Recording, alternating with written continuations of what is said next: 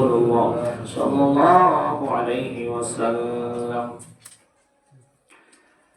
আল্লাহ রাব্বুল আলামিন কোরআনের সূরা বনী ইসরাঈল 15 নম্বর পারা প্রথম লাইন আল্লাহ রাব্বুল আলামিন কি বলতেছেন? বিসমিল্লাহির রহমানির রহিম।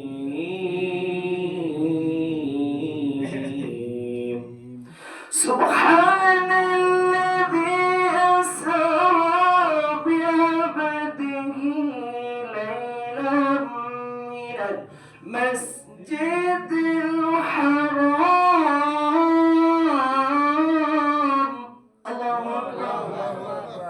مسجد الحرام إلى مسجد الأقصى الذي باركنا حوله لنريه من آياتنا. الله أكبر. إنه هو السميع البصير. الله أكبر. الله رب العالمين 15 পারার সূরা বনী ইসরাঈল প্রথম নম্বর আয়াতে বলতেছেন, পরম পবিত্র মহিমাময় এমন সত্তা গো, যিনি তার বান্দাকে বন্ধু বানাইয়া দাওয়াত দিয়েছেন। পরম পবিত্র মহিমাময় ওই সত্তা গো, যিনি তার বান্দাকে ওই মসজিদে হারাম থেকে মসজিদে আকসা পর্যন্ত ভ্রমণ করিয়েছেন রাত্রি বেলা। কোন সময়? রাত্রি বেলা। লাইলাম মিনাল মসজিদিল হারাম, এই রাত্রি বেলা পুরা রাত্র না, রাতের 2 ভাগের 1 ভাগ না, রাত্রটাকে 3 ভাগ কইরা রাতের শেষ ভাগে তার বান্দাকে বন্ধু বানাইয়া দাওয়াত দিয়েছে। সুবহানাল্লাহ। আল্লাহ রাব্বুল আলামিন বলেন, আমি আমার এই বান্দাকে বন্ধু বানাইয়া আমি আমার কাছে নিয়ে এসেছি, ভ্রমণ করেছি মসজিদে হারাম থেকে, কাবা শরীফ থেকে, যেটাকে মসজিদুল হারাম বলে, এই মসজিদুল হারাম থেকে বাইতুল মুকাদ্দাস পর্যন্ত আমি আমার ওই বন্ধুকে ভ্রমণ করিয়েছি। এরই মধ্যে মসজিদে হারাম থেকে মসজিদুল আকসা পর্যন্ত মাঝখানে জায়গার মধ্যে আমি আল্লাহ রাব্বুল আলামিন অনেক অনেক রহমত আর বরকত দান করেছি। সুবহানাল্লাহ। আল্লাহ রাব্বুল আলামিন এই মাঝখানের জায়গাকে বরকতপূর্ণ করেছেন, এই মাঝখানের জায়গাটুকুকে রহমত দিয়ে ঢেকে রেখেছেন। আল্লাহ রাব্বুল আলামিন বলেন, আমি রাত্রিবেলা আমার বান্দাকে ভ্রমণ করিয়েছি। কেন ভ্রমণ করিয়েছেন?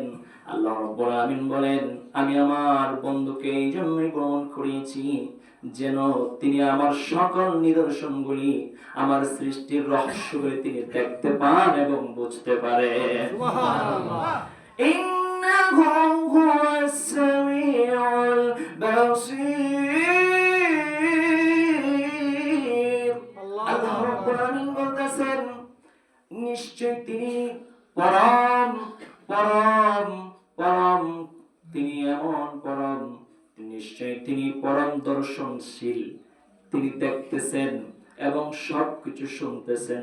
সামিউল বাসীর, ইন্নাহু হুয়াস সামিউল বাসীর। আল্লাহ রাব্বুল আলামিন হচ্ছেন এমন সত্তা যিনি সবকিছু দেখতেছেন। নিশ্চয় তিনি এমন সত্তা, তিনি সবকিছু শুনতেছেন। আল্লাহ রাব্বুল আলামিন সবকিছু যে শুনেন এটা ঈমানদারের বিশ্বাস আছে না নাই? আল্লাহ রাব্বুল আলামিন তার বান্দাকে এমন ভাবে ভ্রমণ করেছেন মসজিদুল হারাম থেকে, এমন ভাবে তিনি ভ্রমণ করেছেন, এটা তো স্পষ্ট কোরআনের কথা। কোন সূরায়? বুঝে আসে না গো, মনে থাকে না গো, ঠিক কিনা? মনে থাকে না। 15 পারায় সূরা বনী ইসরাঈল। কোন ইসরাঈল? বনি ইসরাইল একদম প্রথম লাইনে। আপনি যদি বাংলা কোরআন শরীফও দেখেন, দেখতে পাবেন এইভাবেই লেখা আছে, তিনি তার বান্দাকে ভ্রমণ করিয়েছেন মসজিদের হারাম থেকে মসজিদের আকসা পর্যন্ত, যার চারদিকে তিনি বরকত দিয়েছেন, রহমত দিয়েছেন, তার নিদর্শনগুলি দেখিয়ে দেওয়ার জন্য। তিনি এমন সত্তা, তিনি সবকিছু দেখতে পান এবং সবকিছু তিনি শুনতে পান। আওয়াজ করে বলুন না সুবহানাল্লাহ। এমন একটা ঘটনা, যে ঘটনার শুরুতে যিনি শুরু করতেছেন, যিনি মালিক, ইনি নিজেই সুবহানাল্লাহ দিয়ে শুরু করছেন। এমন একটা আশ্চর্যপূর্ণ ঘটনা, এটা স্বাভাবিক না। রাত্রিবেলা, ওরা পুরা রাত না, কিছু সময়, কিছু সময়ের মধ্যে কতদূর ভ্রমণ করিয়েছেন জানেন? যে দ্রুতগামী বাহন দিয়া 27 বছর যদি এই দ্রুতগামী বাহনে চড়ার পরে যা কিছু দেখতে পাওয়া যেত, আল্লাহ রাব্বুল আলামিন অল্প সময়ের মধ্যে 27টা বছর কাটায়া দিয়েছে। এমন একটা ঘটনা আল্লাহ হাবিব সাল্লাল্লাহু আলাইহি ওয়াসাল্লাম বলেন, মক্কা থেকে মসজিদুল হারাম থেকে ওই মসজিদুল আকসা পর্যন্ত যদি ঘোড়ায় চড়াইয়া হয়, ঘোড়ায় যদি কেউ দৌড়ায় আসতে চায়, আসতে 1 মাস লাগবে, যাইতে আবার 1 মাস লাগবে। সুবহানাল্লাহ। তাহলে দূর তো কম না বেশি? ওই সময় গাড়ি ছিল না, বাস ছিল না, ট্রেন ছিল না, এরোপ্লেন ছিল না, রকেট ছিল না। আল্লাহর হাবিবকে আল্লাহ রাব্বুল আলামিন কিসের মাধ্যমে এত অল্প সময়ে তিনি এত জায়গা ভ্রমণ করিয়েছেন? এটা তো দুনিয়ার হিসাব, এই হিসাবটাকে বলা হয় ইসরা। দুনিয়ার ওই মসজিদুল হারাম থেকে বাইতুল মুকাদ্দাস পর্যন্ত যে ভ্রমণটা হয়েছে স্পষ্ট, এটাকে বলা হয় ইসরা। বাকি এখান থেকে সব জায়গাটুকু আল্লাহর হাবিব সাল্লাল্লাহু আলাইহি ওয়াসাল্লাম এই জায়গাটুকুকে মেরাজ হিসেবে নামকরণ করেছেন। সুবহানাল্লাহ। মেরাজ মানে ঊর্ধ্বগমন, মেরাজ মানে আরোহণ, মেরাজ মানে উপরে ওঠা, মেরাজ মানে সিঁড়ি, মেরাজ মানে মই, মেরাজ মানে ওই যে জায়গায় থেকে বুরাকের সফরের সমাপ্তি ঘটে, ওই জায়গা থেকে বাকি জায়গাটুকু আল্লাহ রাব্বুল আলামিন তার কুদরতি বাহন দ্বারা আমার নবীকে আল্লাহর কাছে ডেকে নিয়েছেন। সুবহানাল্লাহ। শুধু তাই নয়, কিতাবের মধ্যে লক্ষ্য করলে দেখা যায় ফেরেশতা জিবরাইল আলাইহিস সালাতু ওয়াস সালাম আসলেন। আয়েশা বলতেছেন, ইয়া রাসূলুল্লাহ, ইয়া হাবিবাল্লাহ, নবী গো, আপনি আমার সালাম গ্রহণ করুন। আবার নবীকে লম্বা ঘটনা সংক্ষেপ করে দিচ্ছি। নবীকে ওই জিবরাইল আলাইহিস সালাতু ওয়াস সালাম জাগালেন ঘুম থেকে। নবীর বয়স তখন ছিল 52 বছর। 28 জন সাহাবী মেরাজের ঘটনা বর্ণনা করেছেন। 28 জন সাহাবী, তার মধ্যে 7 জন ছিলেন তখন মক্কায়। বাকি সাহাবীরা ওই রাসূলের দরবার থেকে, রাসূলের পবিত্র জবান থেকে হাদিস শুনে শুনে তারা বলেছেন, লিখেছেন, লিপিবদ্ধ করেছেন। যেই হোক, লম্বা ঘটনা। এই আমার নবী সাল্লাল্লাহু আলাইহি ওয়াসাল্লামের বয়স যখন 52 বছর, তখন তিনি মক্কার পাশে, কাবা ঘরের পাশে তিনি উম্মে হানির ঘরে তিনি শুয়েছিলেন। এমন অবস্থায় জিবরাইল ফেরেশতা এসে বলতেছেন, ইয়া রাসূলুল্লাহ, নবীজি, আমি আপনার কাছে দেখা করতে এসেছি। আপনাকে আল্লাহ রাব্বুল আলামিন দাওয়াত করেছেন, আপনি আমার সাথে চলেন। এবার নবী জিবরাইলকে সাথে নিয়ে নবী বলতেছেন, যাও, আমি রওনা হয়ে গেছি। এবার জিবরাইলকে সাথে নিয়ে তিনি রওনা হয়ে গেলেন। জিবরাইল রাসূলকে নিয়ে সামনে বাড়তে বাড়তে ওই জমজম কূপের কাছে নিয়ে গেলেন আমার নবীকে। এবার আমার নবীর সিনা চাক করা হলো, ভিতরটা ফাড়া হলো, অপারেশন করা হলো। সুবহানাল্লাহ। কুদরতি অপারেশন, যেটাকে সিনা চাক বলে। কিতাবের মধ্যে আসছে, জিবরাইল আলাইহিস সালাতু ওয়াস সালাম আমার নবীর দেহ মোবারক থেকে ভিতরে যা কিছু ছিল সকল কিছু তিনি অপারেশন করে বের করলেন। এগুলো জমজমের পানি দিয়ে ধুইয়া আবার পরিষ্কার কইরা আবার ভিতরে ঢুকায় দিলেন। ঢুকানোর আগে তিনি বলতেছেন, আমি জ্ঞান, প্রজ্ঞা, দূরদর্শিতা, আমি বিশ্বাসকে আমি ওই সমস্ত ইলমকে আমার নবীর ভিতরে আল্লাহ রাব্বুল আলামিনের পক্ষ থেকে ঢুকিয়েছি। আওয়াজ করে সুবহানাল্লাহ। আমার নবীকে যেভাবে ভিতর থেকে নবীর ওই সিনা থেকে যা কিছু বের করা হয়েছিল জমজমের পানি দিয়া, এগুলো আবার দুইয়া মুইসা আবার ঢুকিয়ে দেওয়া হলো ভিতরে। এগুলো আমার কথা না, কিতাব পড়লে আপনি বুঝতে পারবেন, দেখতে পারবেন। যাই হোক, লম্বা করে না, আমার নবী সাল্লাল্লাহু আলাইহি ওয়াসাল্লামকে এবার বলতেছেন, ইয়া রাসূলুল্লাহ, ইয়া হাবিবাল্লাহ, নবী গো, আপনি আমার সাথে চলেন। এই যে দেখুন না, আপনার জন্য আমি একটা নতুন সওয়ারি নিয়ে এসেছি, যে সওয়ারিটার নাম ছিল বুরাক। এই বুরাক এর রং ছিল সাদা। এটা বুড়া এবং খচ্চরের মতো দেখতে, কিন্তু খচ্চরের চাইতে একটু ছোট। খচ্চর জীবনে দেখছেননি? দেখছেন? হ্যাঁ, গুড়ার আকৃতি বিশিষ্ট। এটা না গুড়া না গাদা, এটাও একটা গুড়া এবং গাদার সংমিশ্রণে, অর্থাৎ এই দুইটার প্রজননের মাধ্যমে যেই প্রাণীটা আবির্ভাব হয়, ওই প্রাণীটার নাম বলে খচ্চর। আমার নবী সাল্লাল্লাহু আলাইহি ওয়াসাল্লাম যেই প্রাণীটার মাধ্যমে তিনি ওই সফরটা করলেন, এটা খচ্চর না, এটা গোড়া না, এটা গাদা না, এটার নামই হচ্ছে বোরাক। এটা আলোর গতি সম্পন্ন। আলোর গতি সম্পন্ন, প্রতি সেকেন্ডে কয়েকশো মাইল ফাড়ি দিতে পারে। সুবহানাল্লাহ, সুবহানাল্লাহ। এত গতি সম্পন্ন পৃথিবীর মধ্যে আমার জানা মতে, আপনাদের জানা মতে সবচেয়ে দ্রুতগামী বাহনের নাম কি? জি, বর্তমানে ডিজিটাল প্রযুক্তিতে, ডিজিটাল এই জামানায় সবচেয়ে দ্রুতগামী বাহন, যেটাতে সবচেয়ে দ্রুত যাওয়া যায়, এর চেয়ে আগে কোন বাহন, কোন বাস, ট্রাক, ট্রেন, এরোপ্লেন, বিমান কিচ্ছু যেতে পারবে না। এরকম একটা নাম বলেন। মোবাইল। জি, মোবাইল। আর মোবাইলে কি কেউ সওয়ার হয় নাকি? আর এটা মধ্যে কি কেউ সওয়ার হয় নাকি? বাহন বলতেছে যেটা মধ্যে মানুষ সওয়ার হয়। রকেট। Rocket, rocket. আমার জানা মতে রকেট, রকেট এত দ্রুত গতিতে যায়, রকেট দিয়ে চাঁদের দেশে যাওয়া যায়, ঠিক কিনা? রকেট এত দ্রুত গতি সম্পন্ন। তে ওই জামানায়, ওই সময়ে আল্লাহর পক্ষ থেকে জিবরিল আলাইহিস সালাম একটা বাহন নিয়ে এসেছিলেন, যেটা আলোর গতি সম্পন্ন। আলো ঝিলকি মারে, এত স্পিড, এটা কল্পনা করা যায় না, এত বেশি স্পিড। ওই সময়ে এইরকম একটি দ্রুতগামী বাহন আর ছিল না পৃথিবীতে। এইরকম দ্রুতগামী বাহন হয়তো সৃষ্টিও হবে না। সুবহানাল্লাহ। এই বুরাক এবার আমার নবীর সামনে উপস্থিত করা হইল। এবার আমার নবীকে বলতেছেন জিবরাইল, ইয়া রাসূলুল্লাহ, নবীজি, আপনি এই বুরাকের মধ্যে আরোহণ করেন। এবার তিনি দেখতেছেন বুরাকটা, তাকে ওই বুরাকটা নিজেকে সংকুচিত করার চেষ্টা করছে, নড়াচড়া করতেছে।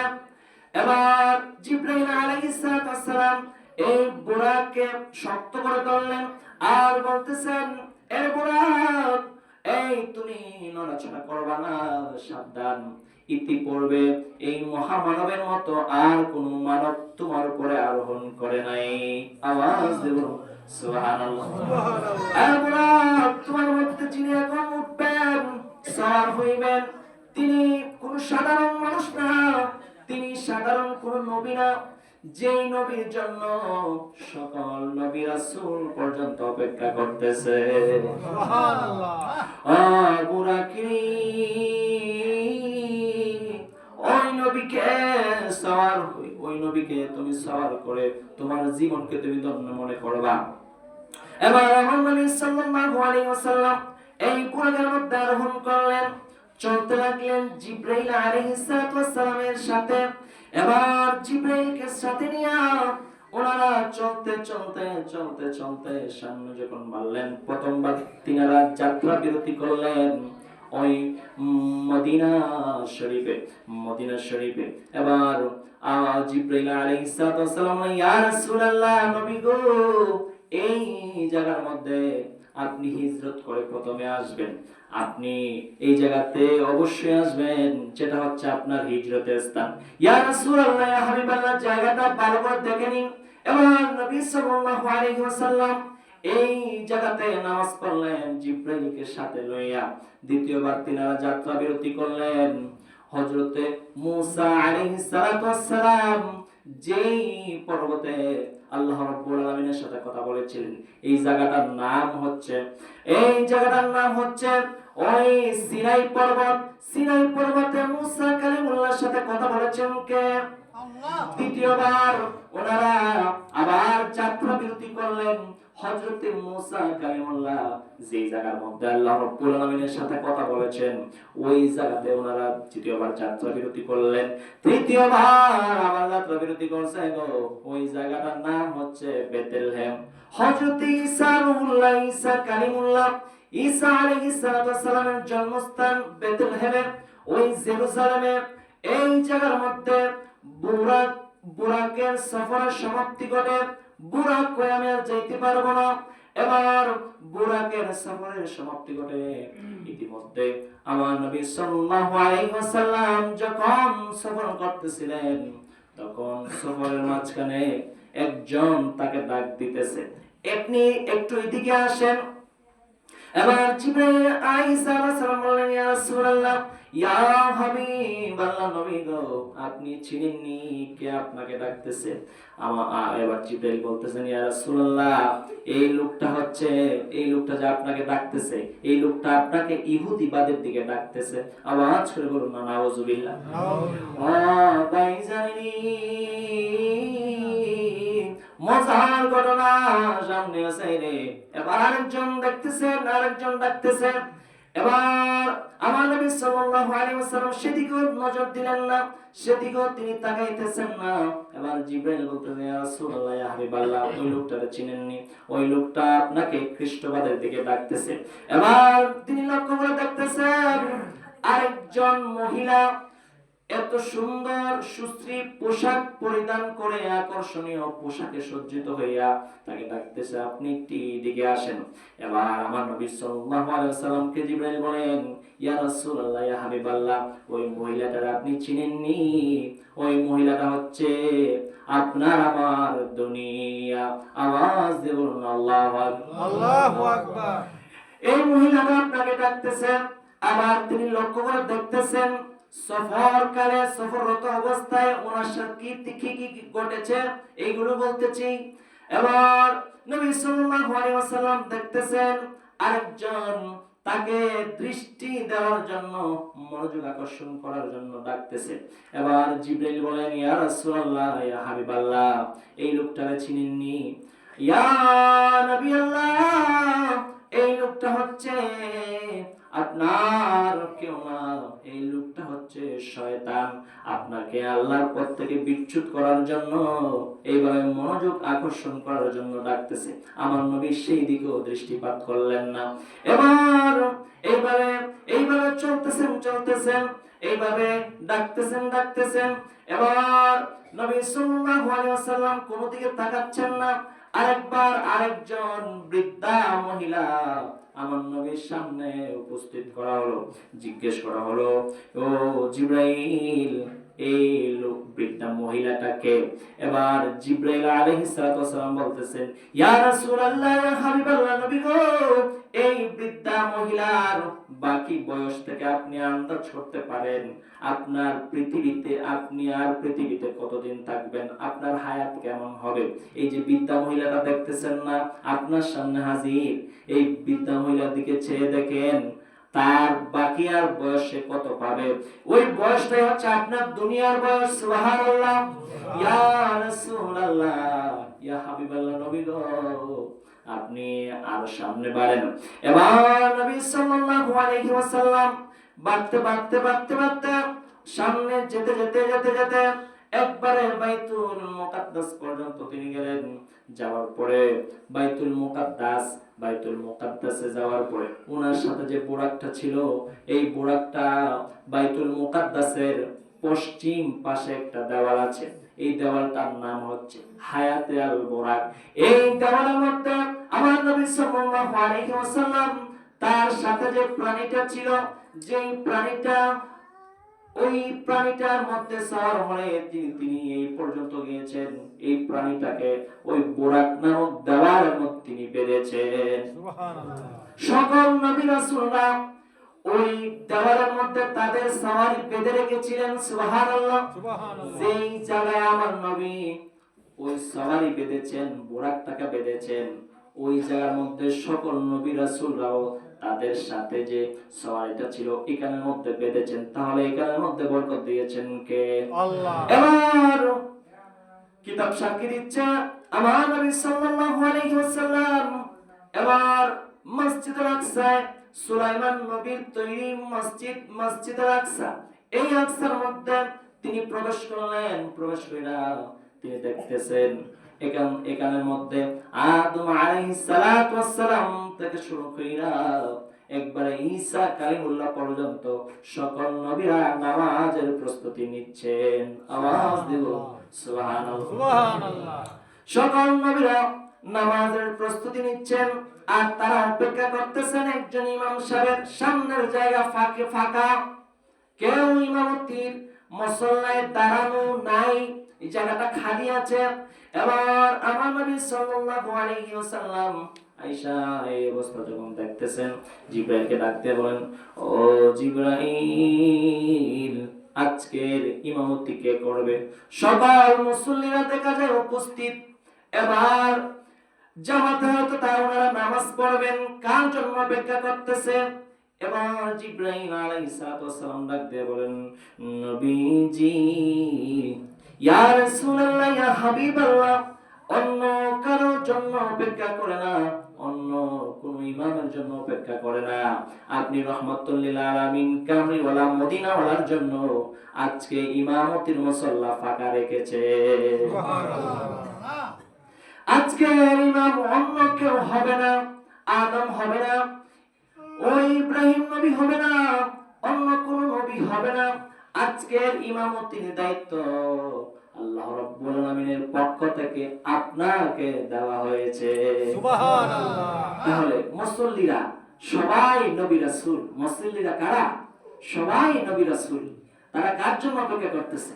আমার নবী কামলিওয়ালার জন্য। সুবহানাল্লাহ। সুবহানাল্লাহ। তাহলে নামাজের জন্য, জামাতের জন্য একজন ইমাম সাহেবের অপেক্ষা করতেছে, এটা কি নতুন না পুরান? অনেক সময় দেখা যায় মুসল্লিরা ইমাম সাহেব সময় হয়ে গেছে, ইমাম সাহেব আসতেছে না, অপেক্ষা করতে রাজি হয় না। আছে না নাই? দেখুন, একজন ইমাম সাহেবের হক হচ্ছে সে নামাজের ওয়াক্তের চাইলে আগেও নামাজ পড়াইতে পারে, চাইলে সে ওই নির্ধারিত টাইমের পরেও নামাজ পড়াইতে পারে। এটা হচ্ছে একান্তই ইমামের অধিকার। আজকে এই অধিকারগুলি হরণ করা হয়েছে, ঠিক কিনা? একজন ইমামের কাবা শরীফের দিকে আপনি তাকান, কাবা শরীফ, মক্কা শরীফ, মদিনা শরীফের ইমামরা যখন চায় তারা তখন নামাজ পড়ায়, নির্দিষ্ট কোনো টাইমে অনেক সময় তারা নামাজ পড়ায় না। সুবহানাল্লাহ। এটা নতুন না। তাহলে ইমামের জন্য এই অধিকারটা নিশ্চিত করেছেন কে? আল্লাহ। মুসল্লিরা যখন ইমামের জন্য অপেক্ষা করবে, জামাত সামনে আরম্ভ হবে, কিন্তু নির্দিষ্ট সময় হয়ে গেছে, ইমাম নাই, ইমামের জন্য অপেক্ষা করা। মুসল্লিরা নামাজ পড়া যে সওয়াব পাইতো, ইমামের জন্য, জামাতে নামাজ পড়ার জন্য অপেক্ষা করলে আল্লাহ রাব্বুল আলামিন তাদের আমলনামায় ওই সওয়াব লিখে দিবে। সুবহানাল্লাহ। আমার নবীর জন্য অপেক্ষা করতেছেন সকল নবী রাসূলগণ। তারা হচ্ছেন মুক্তাদি, তারা হচ্ছেন মুসল্লি। আর আমার নবীকে আল্লাহ রাব্বুল আলামিন ইমাম বানায়া আর পরে আসছেন, পরে আসার পরে উনাকে আগে জায়গা করে দিয়েছেন। সুবহানাল্লাহ। এবার আমার নবী সাল্লাল্লাহু আলাইহি ওয়াসাল্লাম সকল নবী রাসূলদেরকে নিয়ে নামাজ আদায় করলেন। নামাজের পরে এবার আমার নবী সাল্লাল্লাহু আলাইহি ওয়াসাল্লাম সামনে দেখতে পেলেন জিবরাইল আলাইহিস সালাম তিনটা পান পাত্র হাজির করেছেন। ইয়া রাসূলুল্লাহ, নবীজি, ও মায়ার নবী গো, এই তিনটা পান পাত্র দেখতে পেয়েছেন। আপনি দেখেন একটার মধ্যে পানি রাখা আছে, আরেকটার মধ্যে দুধ রাখা আছে গো, আরেকটার মধ্যে মদ রাখা আছে। আমার নবী সাল্লাল্লাহু আলাইহি ওয়াসাল্লাম পানিও নিলেন না, মদও নিলেন না। আমার নবী সাল্লাল্লাহু আলাইহি ওয়াসাল্লাম দুধটাকে বেশি পছন্দ করেছেন। সুবহানাল্লাহ। আমার নবী যখন দুধ পান করেছেন, দুধটা যখন তিনি পছন্দ করে সামনে নিয়ে এসেছেন, হযরত জিবরীল আলাইহিস সালাম বলেন, ইয়া রাসূলুল্লাহ, ইয়া হাবিবাল্লাহ, আপনি সবাবজাত জিনিসটা আপনি পছন্দ করেছেন। ইয়া রাসূলুল্লাহ, আমি জিবরাইলও ভালো লেগেছে। আপনাকে অসংখ্য অসংখ্য মোবারকবাদ, অসংখ্য অসংখ্য ধন্যবাদ। আপনি এমন একটা বস্তু বাছাই করেছেন, এমন একটা পানীয় আপনি বাছাই করেছেন যেটা আপনার বন্ধু রব্বুল আলামিন পর্যন্ত পছন্দ করে। সুবহানাল্লাহ। আপনি যে দুধটা পছন্দ করেছেন, এই দুধটার মধ্যে মিনারেল, বরকত, ভিটামিন দিয়েছেন কে? আল্লাহ। দুধের মধ্যে পানি আছে না নাই? শক্তি আছে না নাই? বাঙালিরা দুধ বেচা বিড়ি খায়, আছে না নাই? একজনও নাই। কি কোন? তাহলে দুধের দাম, দুধের যে মর্যাদা, দুধের যে নিশ্চয়তা, দুধের মধ্যে বরকত দিয়েছেন, এটা আমার নবী প্রমাণ করেছেন। যুগে যুগে সকল নবী রাসূলরা এই কথাই বলে দিয়েছেন, কিন্তু আমরা দুধকে কোনো দামই দেই না, ঠিক কি না? 50 টাকা খাদ্য কেজি হলো 100 টাকা, দুধ বেচতে 70 টাকা, লস আছে না নাই? দুধ সস্তা, মদ দাম কিনা? মদ অনেক দাম, কিন্তু দুধের একবারে দাম নাই বললে চলে। পানির দামে দুধ, এবার পানি মিশায়, পিওর দুধ দেয় না, আছে না নাই? অনেক এলাকায় এভাবে দুধ বিক্রি করে। সাংবাদিকেরা অনেক দুধওয়ালাকে ধরছে যে আপনারা যে পানি মিশাইতেছেন, দিনে দুপুরে এই টাকাটা কেড়ে পড়েন, মানুষের কাছ থেকে না 2 পয়সা বেশি নিবেন, কিন্তু দুধের মধ্যে পানিটা কিলিয়ে মিশাইতেছেন। কই আরে ভাই, পানি না মিশাইলে তো দুধটা বেশি সময় থাকতো না, নষ্ট হয়ে যাবে। আরো কত কত খোরা যুক্তি দেখায়। এইভাবে যুক্তি দিয়ে মুক্তি পাওয়া যাবে না। বেজাল তো বেজালই, কি কোন? বেজাল যেটা, তো এটা বেজালি, এটাকে 1 নম্বর করার কোনো যুক্তি আসে না। এইজন্য দুধের মধ্যে যারা পানি মিশায়, এদের বিচার করবেন কে? আল্লাহ। আর ওদের উপর করবেন কে? আল্লাহ। দুধের মধ্যে পানি মিশাইবেন না, দুধের মধ্যে পানি মিশাইবেন? দুধের মধ্যে যদি পানি মিশাই